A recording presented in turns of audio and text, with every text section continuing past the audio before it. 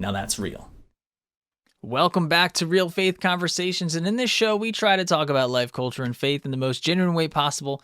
My name is Ryan Morris, and I'm here with John Radell, a veteran retired from corporate America and founder of Faith and Freedom Christian Citizenship Foundation. Today, he's going to be talking about his journey to Christ and the work he does through his foundation. Welcome to the podcast, John. Good to be here, Ryan. Thanks for having me. Yeah. So you do this kind of for a living. You do podcasting, shows, curriculum, right? So this is nothing new.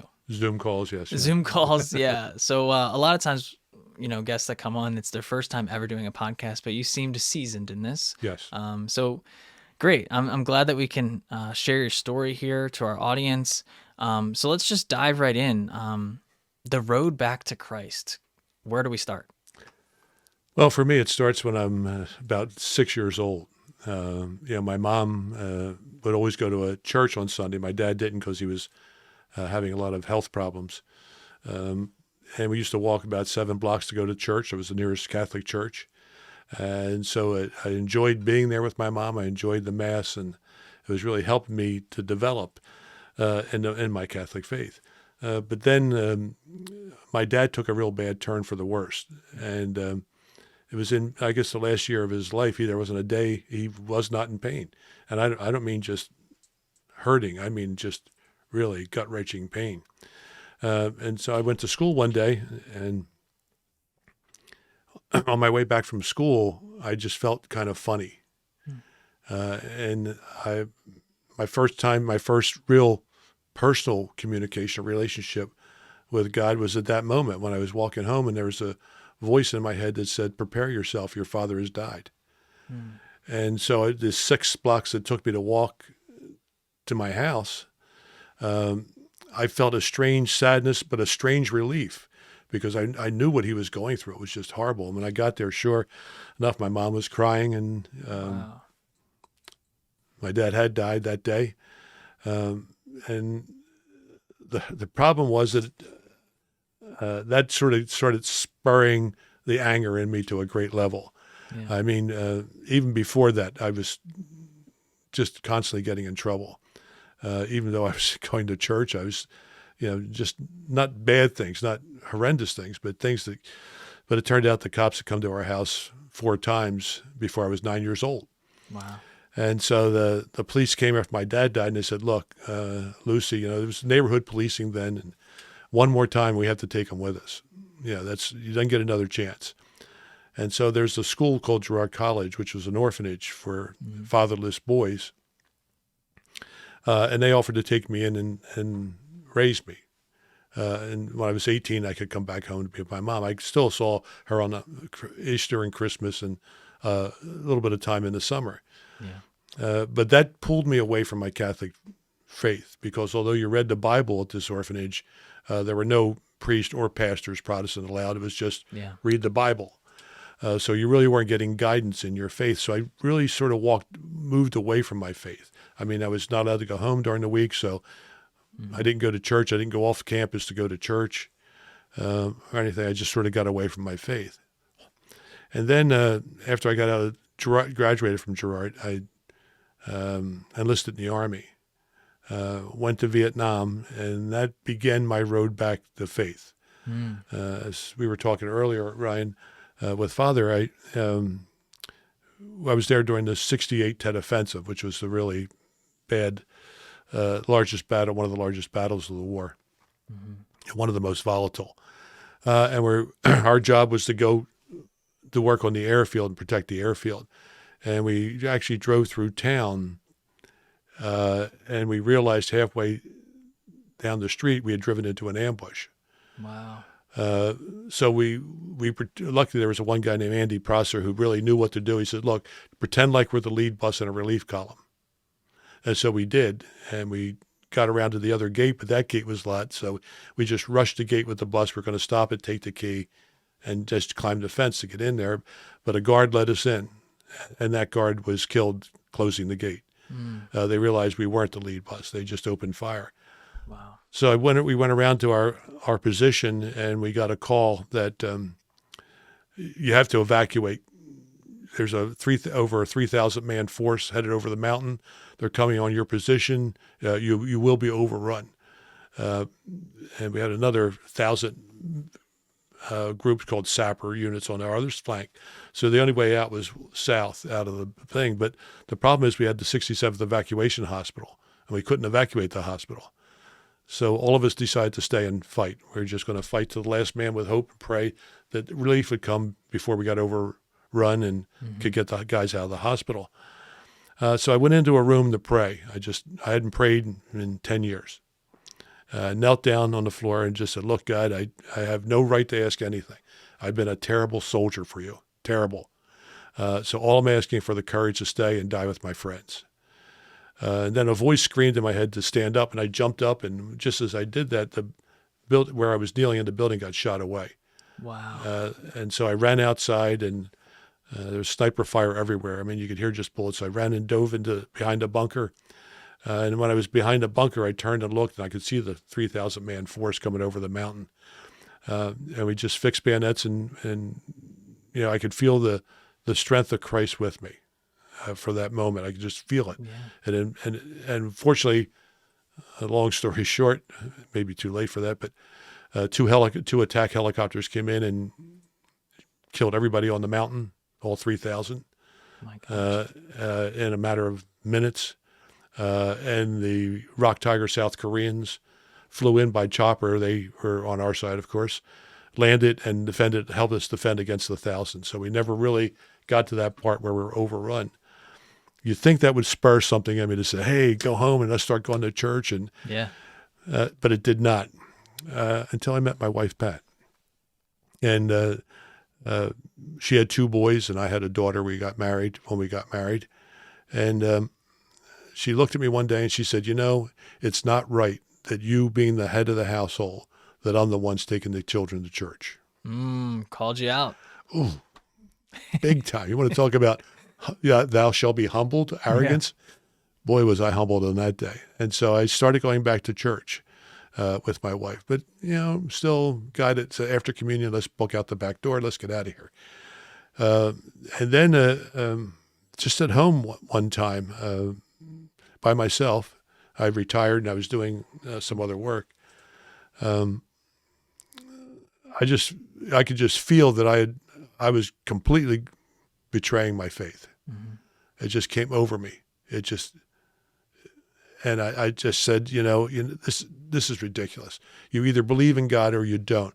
This is not a old Chinese restaurant, 1 from column A and 2 from column B.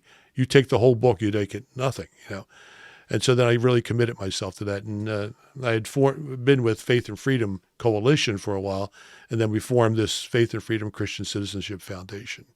Wow. What a story. Oh my gosh. From Vietnam to, walking away from the faith and now coming back. It's weird how those moments, like almost being overrun by 3,000 Vietnamese soldiers, doesn't snap you into it, But it's weird how we kind of fall even with all these signs around us, What do you think leads us to that, where we constantly see these wonderful signs around us, but we neglect to take action after? Father, I don't know if you know Father Heilman from Wisconsin, but he told me, he says, I'm afraid there's not a passion anymore for the scriptures. And I think that's it.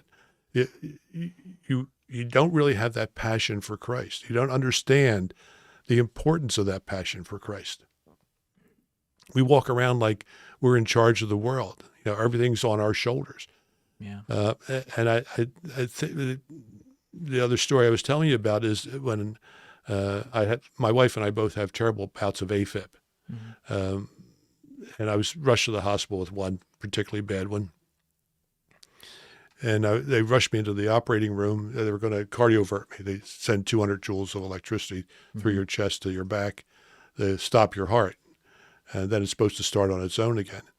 So they're hooking me up. And I said, you don't do anything until a priest comes and sees me. And so they called upstairs. The priest is up in the room. And we're running him down. And the priest shows up out of breath, with the nurse. And they start, he starts, I'll give you a battlefield confession. I said, no, Father, let's do the whole thing. And so the nurse left. And he did, and then he left. And then a nurse came back and says, "Can I ask you a question?" I said, "Sure." She said, "Have you always been faithful?" I said, "Oh, no, not even close." And she said, "Well, I'm Catholic and I want to come back to my church. Can you tell me how to do it?" I said, "No, but your priest can."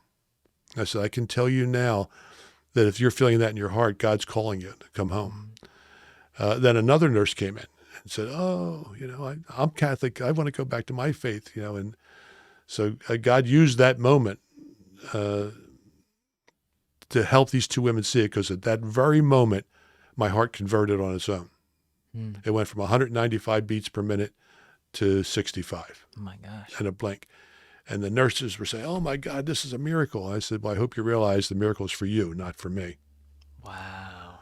And they took me they left the operating room, which they're not supposed to do, and they're having a cart on the cart, and they're wheeling me down, crashing into the walls, into the furniture, because they're talking to me, not paying attention where they're going to. And they passed my wife, and my wife says, "What's going on?" And they said, he converted.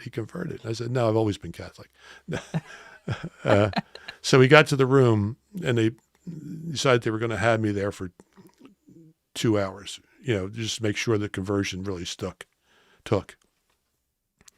And as I'm looking at my wife, she's talking, but I can no longer hear her words, her voice. And I look, and I can't see past the end of the bed. Oh, there's this haze, this veil. And my first thought was, my God, I'm having a stroke. But in that moment, Padre Pio, St. Pio, came through the veil, blessed me, and smiled, and left.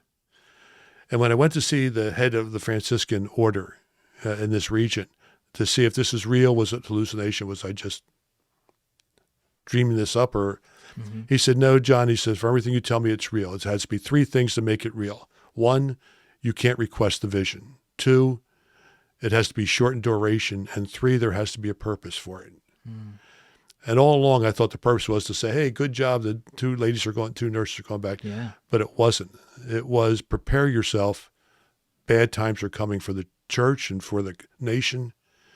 And it took that to really push me over the edge, when there are so many wonderful, beautiful things that happened before that in my life. Yeah.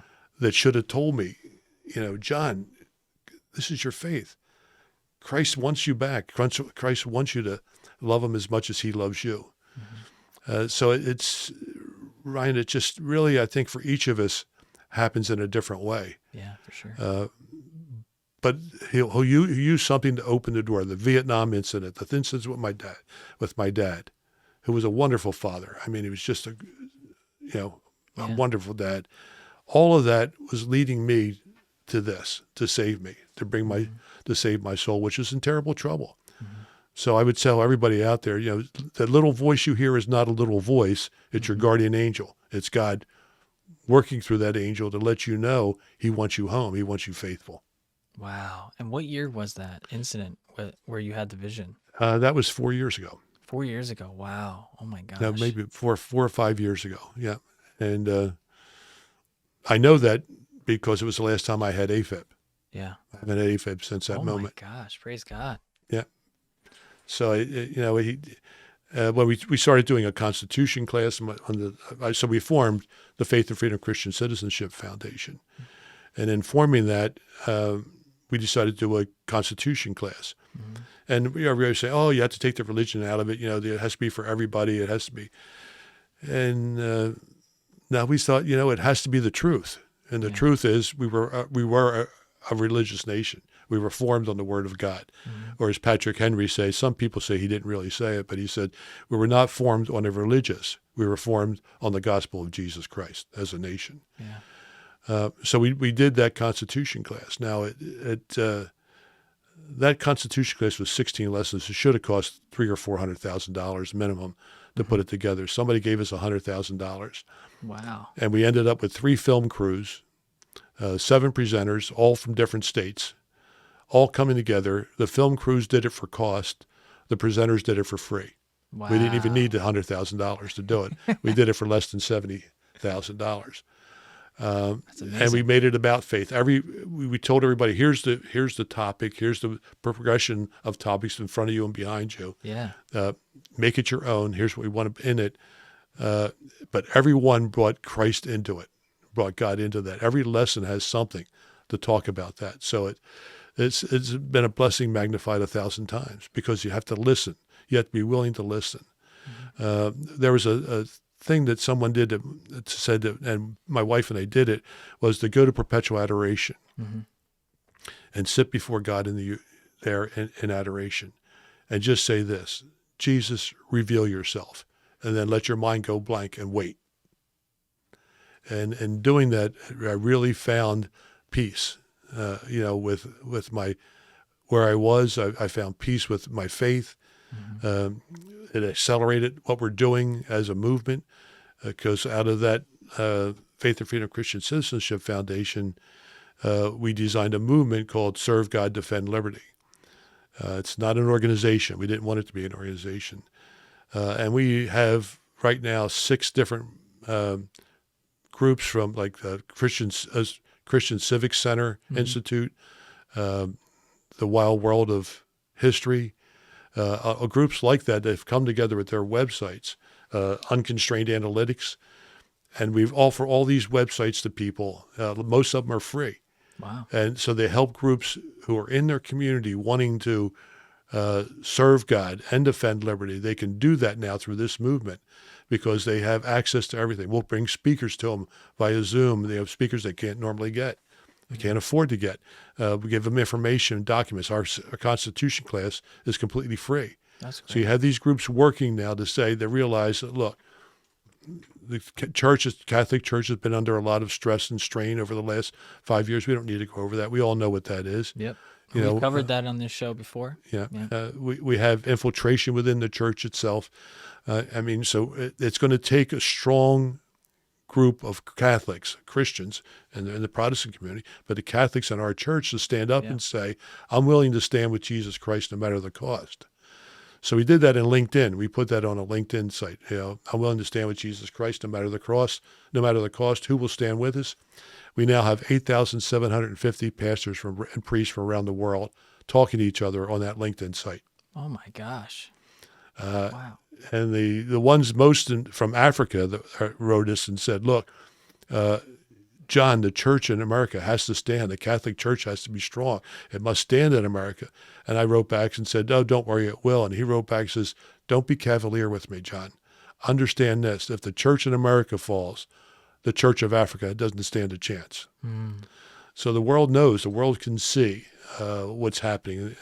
The faithful in the Catholic Church can see what's happening, not only to the church and to what's happening in the church, but to what's happening to our nation.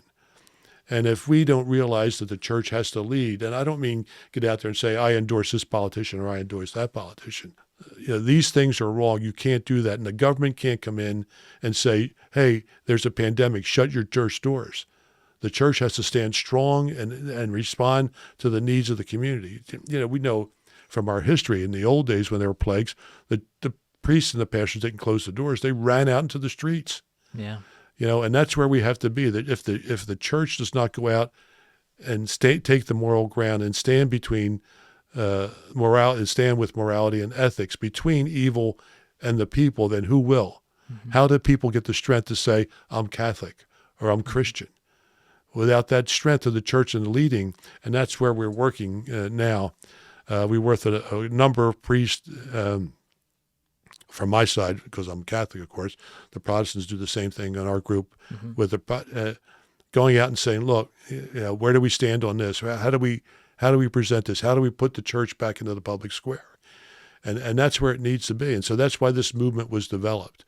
And it was really developed out of in 2020, in June of 2020, when I met with a former head of strategic planning for both China and radical Islam in the National Security Council. I mean, this guy was really up there, and he had left. Actually, he had been removed because he and 7 others, because they exposed what was happening within the government. And when I went to him, he says, John, we love your Serve God, Defend Liberty slogan on your website. Can we take that and make it a movement? Hmm. He said, but here's the thing. Unless God leads this, I want no parts of it. Because without God, this will fail. Yeah. And without leadership, our country will fail. So that's why the church has to lead. And that's what brought me to this movement and brought me to this life. I mean, That's cool. God brought me to my wife, Pat. It's the funny thing. I had just moved into a new apartment, and my mom came down to help me move. I said, Mom, come on. She said, no, as long as you have the 3 basic food groups of candy, ice cream, and soda, I'll be good. I'll sit there. I said, I'm supposed to go to a party after. She said, no, go ahead, go to the party. I just, TV works. I'm happy. Mm-hmm. So I was getting ready for the party, and the water in the shower, they forgot to turn the hot water on. I said, the heck with this. I'm not going to shower. I'm not going to this party. I'm just going to chill with my mom and eat ice cream and watch TV. And my mom came up and grabbed me and started shaking me. She said, you will go to this party. I said, okay, Mom, sure, I'll go to this party. And so I went, and when I walked in the door, Pat was just walking down the steps and bumped into me, and we've been together ever since. Wow. And when I went home, it was 2:00 in the morning because Pat and I actually left the party to go home, her to her house and me to mine. And we stood outside in the drizzle for 2 more hours talking. Hmm.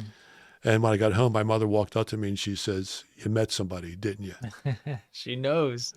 I said, how did you know? She says, I've been working on these prayers with the Blessed Mother for a long time to bring you a good Catholic girl. She is Catholic, isn't she? I said, I really don't know, Mom, but I'll ask her. So God puts all these things in your path that you can choose to disregard or to embrace. And for too many years, I disregarded those. Mm-hmm. Too many years, I walked away from those. I have a lot in my life to make up for. I have a lot of time owed Christ for the things I didn't do, like helping those 2 nurses that time. How many opportunities do we miss because we're closed to it and we don't open up to that? So that's what this movement of Serve God, Defend Liberty is about, bringing priests and again, on the Protestant side, pastors in with the groups, talking to the groups, leading the groups. That's awesome. Bringing them back to Christ and showing them why in this fight, and this is a spiritual battle. There's no doubt in my mind that America is right now in the battle for its life, and they don't seem to realize that it's spiritual. And they don't seem to realize that although it is a spiritual against principalities and powers uses flesh and blood agents that come in and wreak havoc and cause havoc. And their whole goal is to get us to respond in violence and anger and resentment. That's not where we need to be. We have to do this, but we have to do it God's way and with His will. And once we started turning to that, we started seeing things happen that we didn't believe could happen, but they have. Yeah. Well, you're obviously very passionate about this. Do you think that stems from your experience 4 years ago in the hospital room? And did that lead to this passion? Or at what point did you say, you know what, I feel called to go and full-fledged do this foundation and do the work of God through educating people about the Constitution? I think the groundwork was Vietnam. Yeah. Because I saw true evil. I saw what communism can do. I saw the butchering of innocent people. They killed 150 to 200 people in town trying to pull us out from our cover. Yeah. They used kids as sandbags. I saw that evil. It was always in my heart. And then 4 years ago, about 2 hours before I got my last AFib attack, I was in the hallway downstairs, and it just came over me like a flood that I was disappointing Christ. Yeah. Totally disappointed. I am not using any of the talents He gave me for His purpose or for good. And I went upstairs, and I was sitting in the chair thinking about that, and about 2 hours later, bam, my heart goes into AFib. And I go to the hospital. And that's when I meet the nurses. And it all came clear to me then. I mean, God can bring you back with a loving embrace, or He could use a cinder block. In my case, it took a cinder block. Yeah. On that hospital, waiting to be cardioverted again. that the passion just filled me. I don't know whether I'm 76 years old. I don't know whether I have 10 years, 5 minutes, or 100, or 20 years. I just don't know. Yeah. But I know I can't waste any of those minutes in between. Pat and I, we've just finished a booklet. I couldn't get it to print today. I was going to give you a copy, called The Spiritual Battle of Our Faith, Prayers for Catholics. It's called Catholics of the Cross. We Cool. formed Catholics of the Cross within this organization of Serve God, Defend Liberty. And it has to be Catholics who are willing to carry their cross. Fear does not enter into it. You're allowed to be afraid, but you're not allowed to let fear stop you. And it's going to be to the point where we're going to have to pick up our crosses. And some of us are going to go to the cross. And that's why the church has to lead, because without the strength of Christ, we can't do it. We're incapable of doing it as human beings. So that's the passion and the fire. I know I have time to make up, and this booklet of prayers we're going to send out also for free. We're going to just distribute it, put it on our website, and people can take it and use it. And it has some prayers that you don't usually pray, that you don't know about. St. Bridget's 15 prayers for 1 year, 15 prayers for 1 year. Yeah. And of course we have the Divine Mercy Chaplet and the Rosary and a bunch of other prayers in there. It's just really, my wife and I say them every day. Yeah. And that makes you stronger. It's just amazing how the Power of prayer. Power of prayer, and the surrender. You have to surrender. I counsel veterans when I was back from Vietnam, and I just started counseling a few from Afghanistan and Desert Storm. And it's the same thing. These are Christians who come to me and say, how do I let go? How do I surrender to Christ? How do I make the transition from warrior, fighting enemy, to warrior for Christ? How do I do that? Yeah. And so we work with them and we talk to them about the surrender, about surrendering your heart. And you don't have to worry. God will, when you surrender and you really honestly say to Christ, it's yours. Take my heart. Yeah. Take my will. They're yours. Show me yours. That it starts to happening. And it's happened to these guys, and they're just so profoundly committed now to this movement, and they're bringing Christ in everybody's life, that it's just truly amazing. That's awesome. Let's talk about the website a little bit, because you keep referencing it. So is it ffchristiancitizenship.com? Yes. Is that the website? That's the website. And on there, you can get the Constitution class. Yeah, I'm actually on it right now Yeah. as we're talking. This is really cool. Yeah, it's a good witebsite. And the title of it is Faith and Freedom Christian Citizenship Foundation. Foundation, yes. Yeah. So it's That's cool.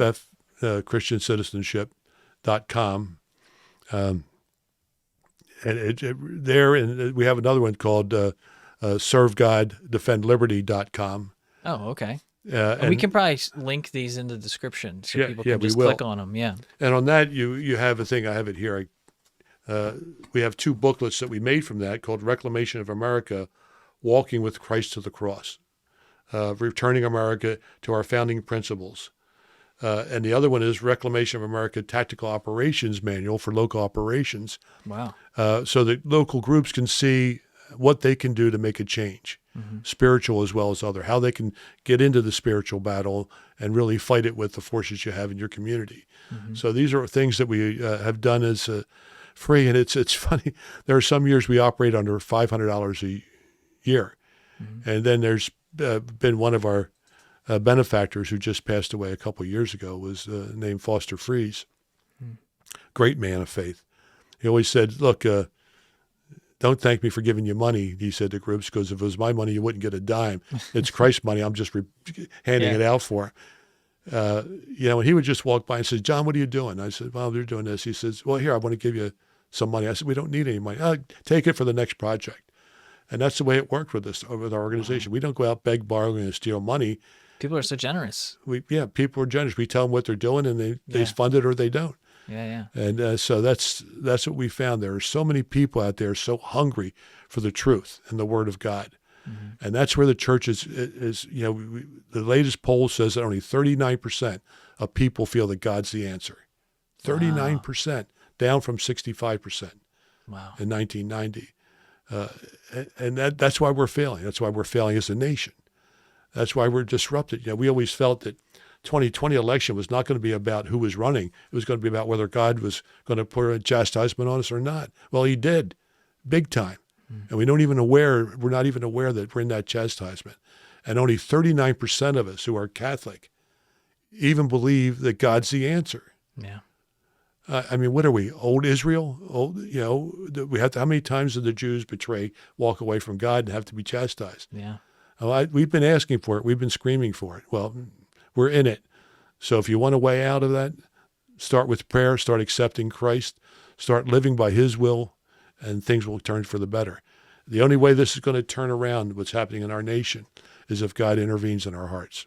Yeah. Well said. Yeah. And a lot of times we tend to harden our hearts when we're challenged. Yep. When we face adversity like that. I mean, your story, right? You had so many opportunities, yet you hardened your heart until later on in life, which is awesome, and those stories are awesome.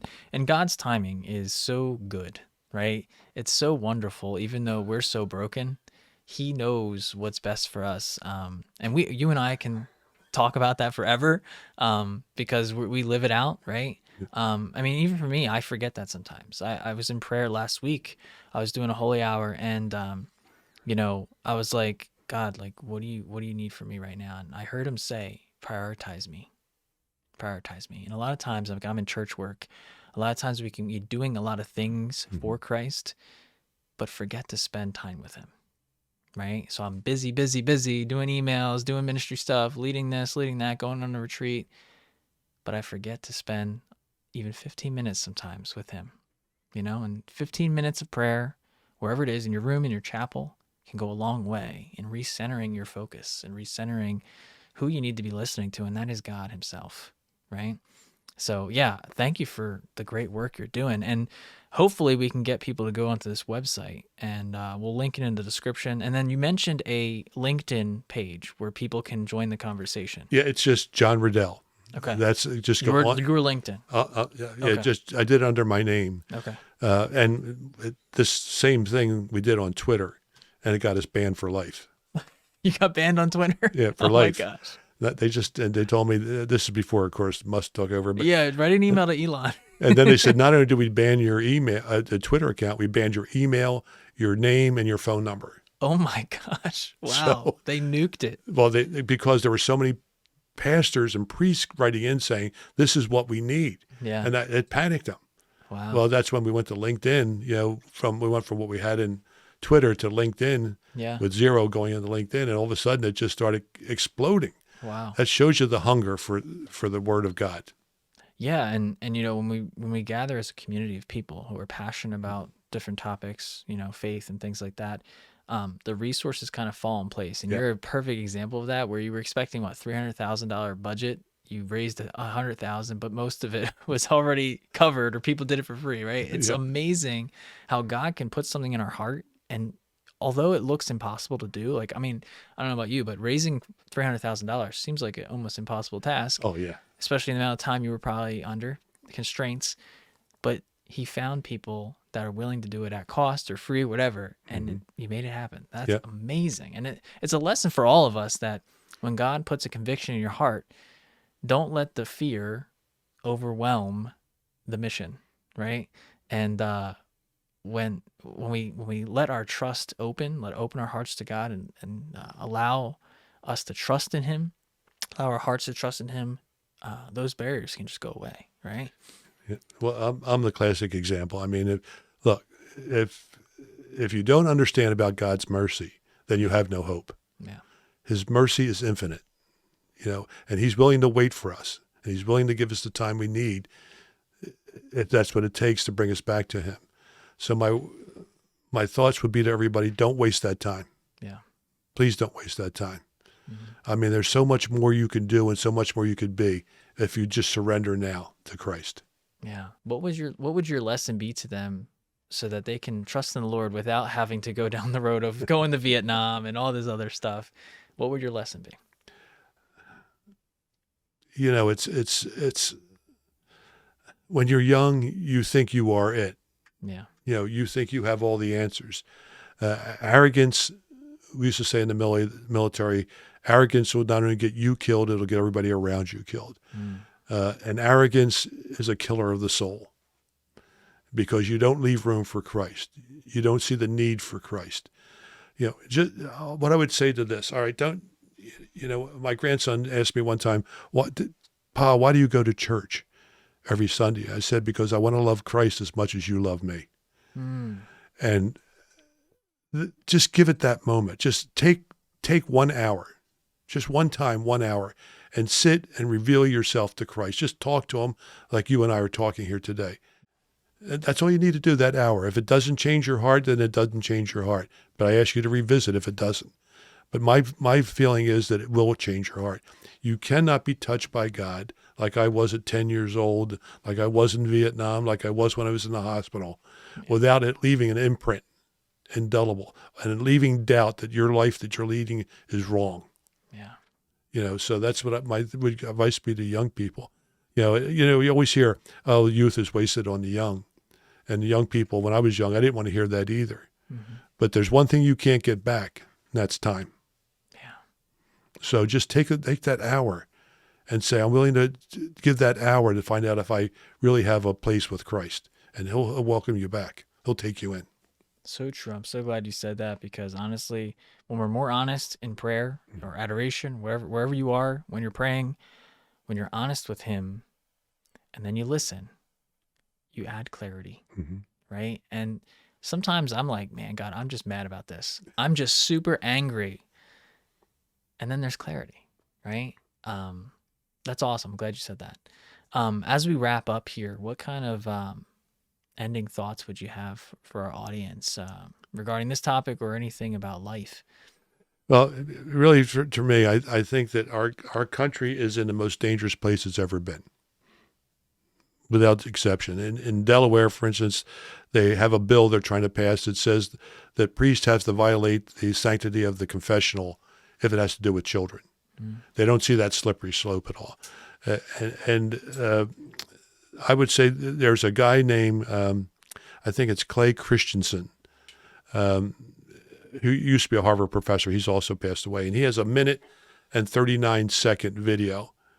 You go onto YouTube, you can get it. It's Clay Christensen on religious liberty. And in that video, he said, he was talking with a Chinese professor who was there. And that professor said he was truly amazed at the role that religion played in people's lives. And that America is founded on that religion in a way that people are not forced into doing what's right and good. They do it because they believe in their faith that that's the right thing to do. And if without the church, without religion, he says you'll never be able to hire enough police. And the Chinese took that. And they said the first thing we have to do is destroy people's faith in God.